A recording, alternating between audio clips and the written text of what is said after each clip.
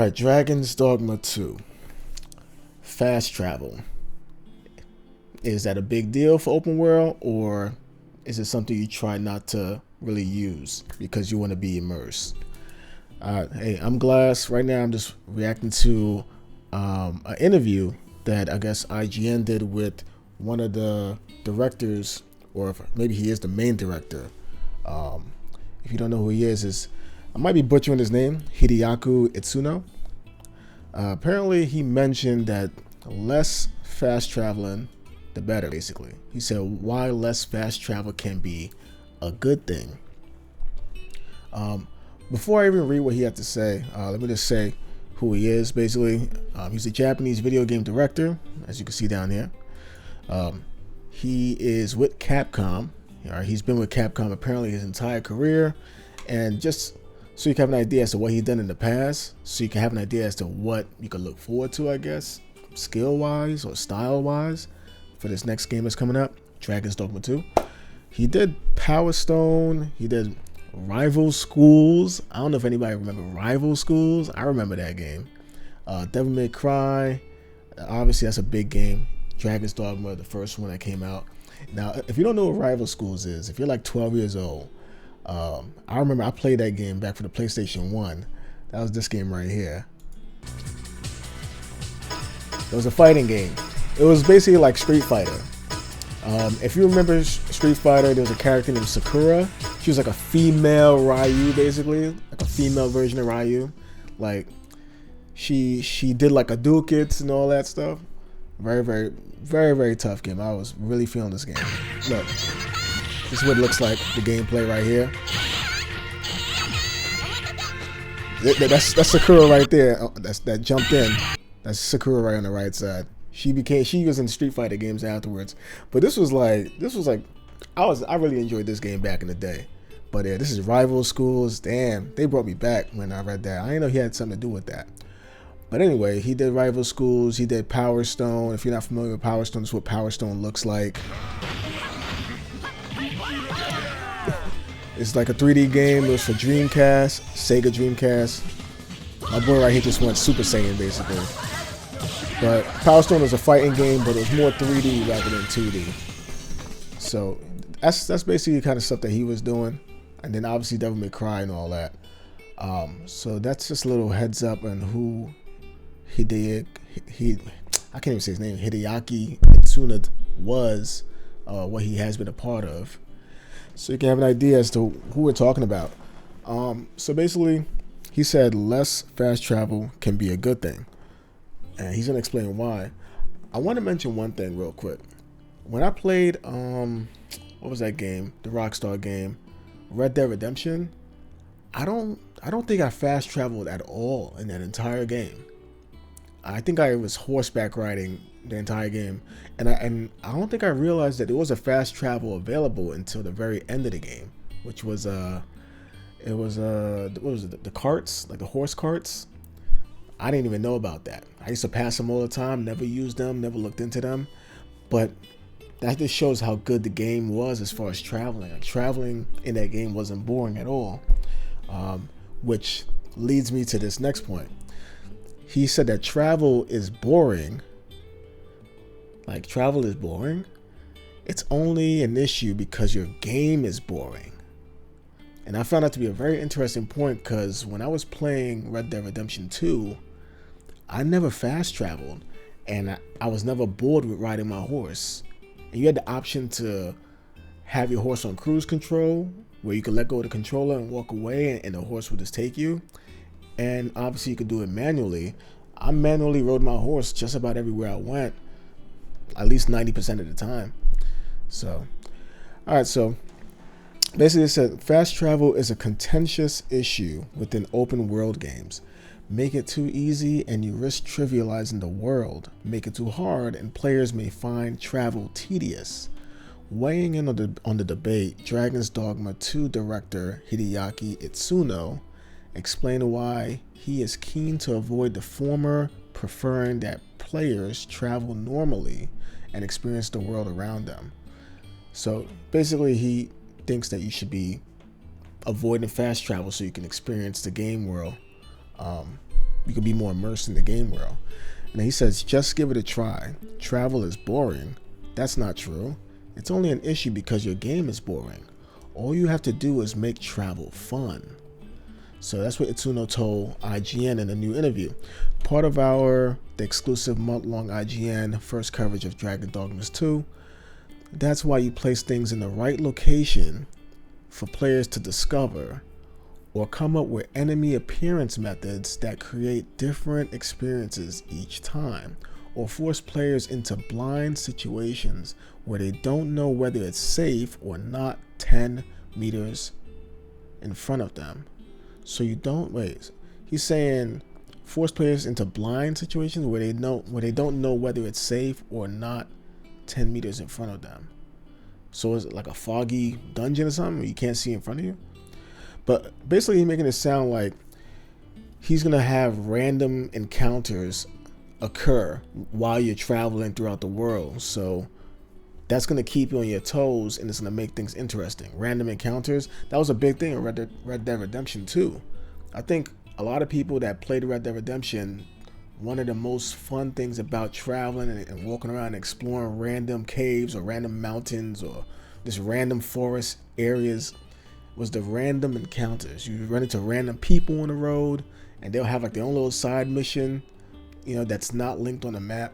Or you'll run into like a group of bandits that try to trick you into, hey, I need help, like a damsel in distress. You try to help her, and then a group of guys will come out and try to rob you. Like, hey, give me your stuff. And it's like what? I had that a couple of times in Red Dead Redemption 2, and that made running around very, very cool. I ran into a KKK meeting that was in the woods. I don't know if you guys seen that in Red Dead Redemption. There was a KKK meeting. There was like a group of them. There was burning the cross, and there was having like some kind of like orientation type of meeting where there was like having somebody be like joining the clan. And I was just in the bushes in the woods just watching it, like, what the hell? I can't believe this is actually happening. It wasn't a mission. It was not there's nothing. I didn't have to be there. I just happened to just bump into that interaction. And it was really, really cool just seeing what you can discover just walking around. So that's basically what he's saying here. Now, they're showing this picture of this colossal giant. I don't know if that's one of the random encounters that they're talking about, where you could just be walking around and then all of a sudden this would just pop up out of nowhere. And I don't know how you're supposed to fight something that big, or if this is just a cutscene from an actual story mission, I don't know. But basically it says, you never know what you are going to run into in Dragon's Dogma. So maybe that's what he's trying to say. Listen, you're going to run into some random stuff, and fast traveling is just going to basically allow you to avoid all this cool stuff, which is not a positive. So he also says, we've put a lot of work into designing a game where you can stumble across someone and something where you can stumble across someone and something will happen. So while it's fine if it does have fast travel, we decided to design the kind of map where players will make the decision for themselves to travel by bike or on foot in order to enjoy the journey. He said by bike. There's bicycles in this game? I didn't know that. Or is he just throwing that out like an analogy, like a bike? Is there bikes in this game? Was there bikes in the first one? Were there bikes in this era? Like, it looks like some medieval type of era. But alright. Dragon's Dogma 2 and its predecessor are unique. By predecessor, they're talking about Dragon Dogma, the first one, I believe, are unique in that they don't allow unrestricted fast travel. Both games require expensive and rare fairy stones to teleport to designated port crystals. Okay. It says expensive. So, and rare fairy stones. Fairy stones, okay. So does that mean that you can fast travel, but they're not going to allow you to just go as frequently as you want because it's going to cost you? So if you don't have the resources to fast travel, then you're not going to be able to fast travel? Is that what they mean? Like, your fast traveling is going to be limited to the resources that you may require in order to fast travel? Is that what they're trying to say? That's what it sounds like. Dragon's Dogma 2 also adds ox carts that allow travel only along specific paths, with the caveat that you may be ambushed along those routes. Okay, so it says ox carts. So okay, so it sounds like the rare fairy stones.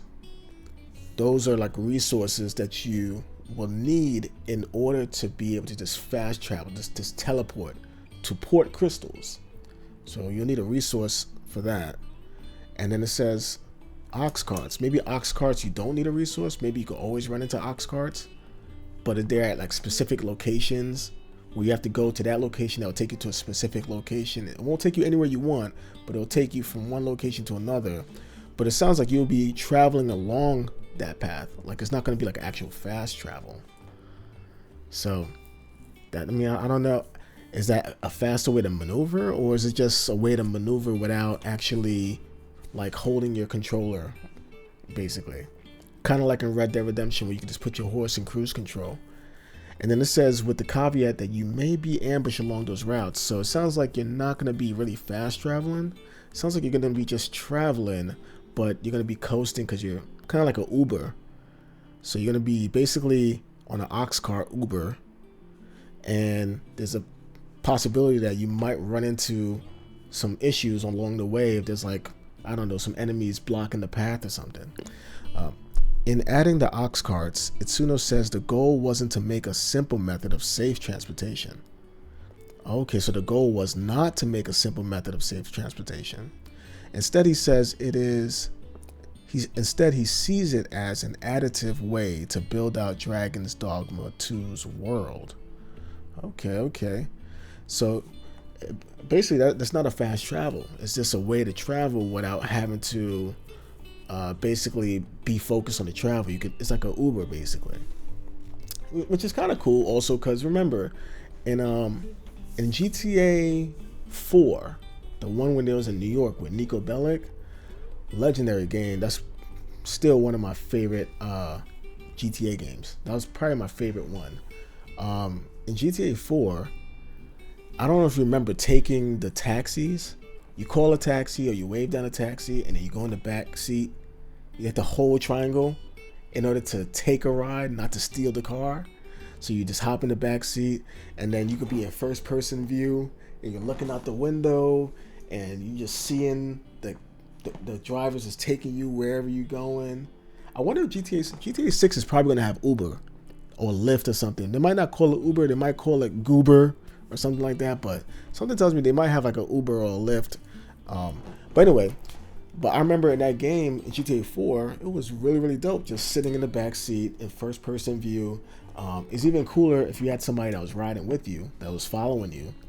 And it's like you, and you see them, you see the taxi driver in the front. If you're driving through like Manhattan, like Times Square, you can just see it, and you're just looking at the buildings like, oh my golly, this is so damn dope.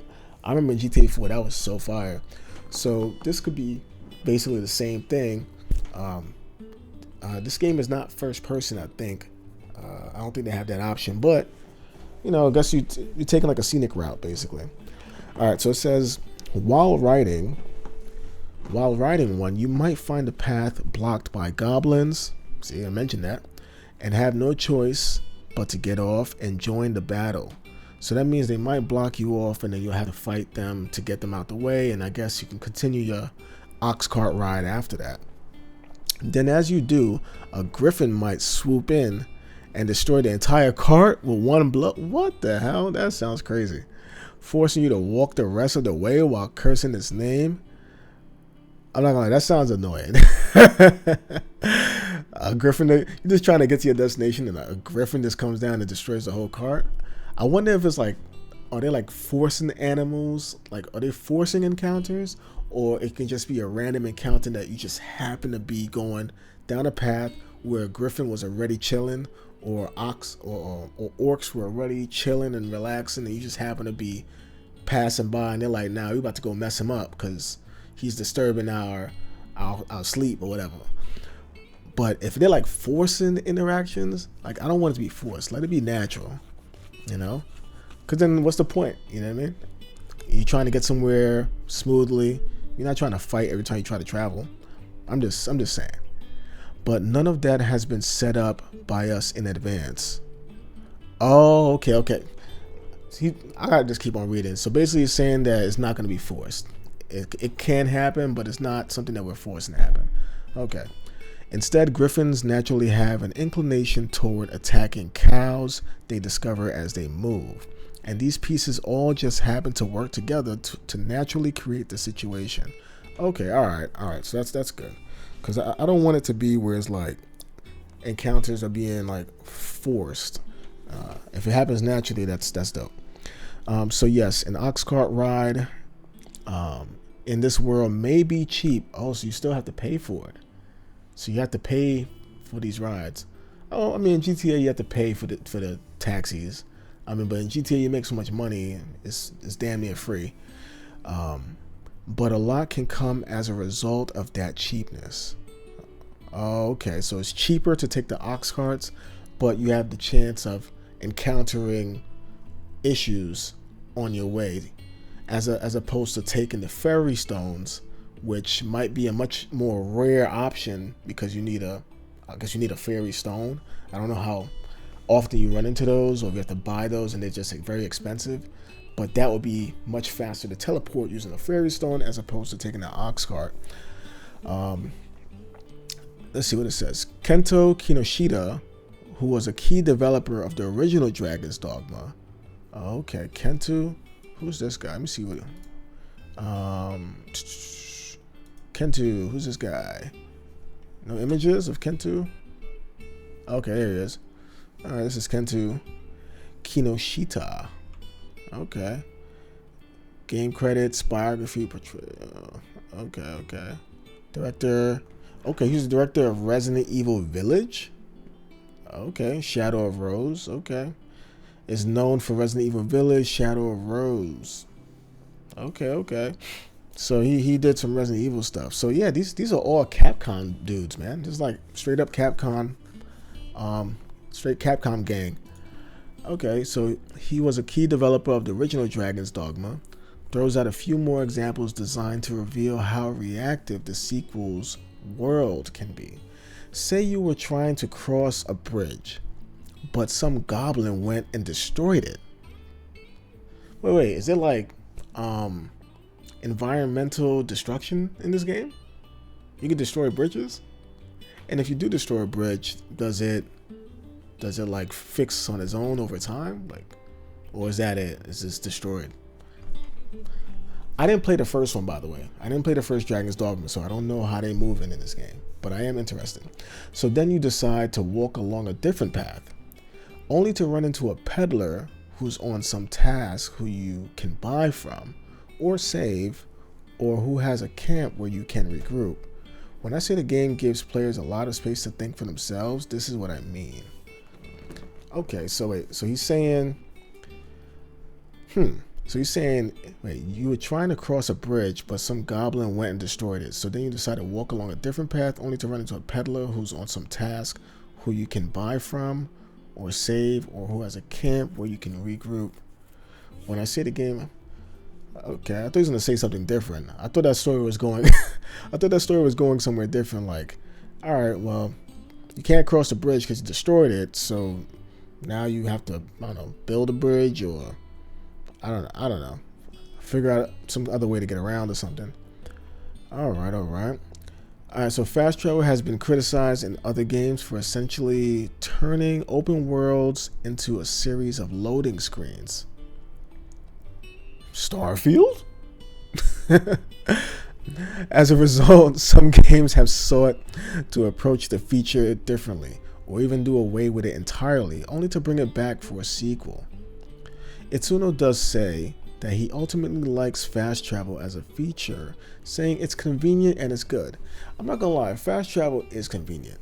I mean, speaking of Starfield, people were complaining about, oh, you gotta load a screen to get to your ship, then a loader screen to fly off in your ship, and then a loader screen to go from space to the outside of the next planet, and then a loader screen to go from outside of the next planet, into the planet. And I get it. There's a lot of loading screens in that game.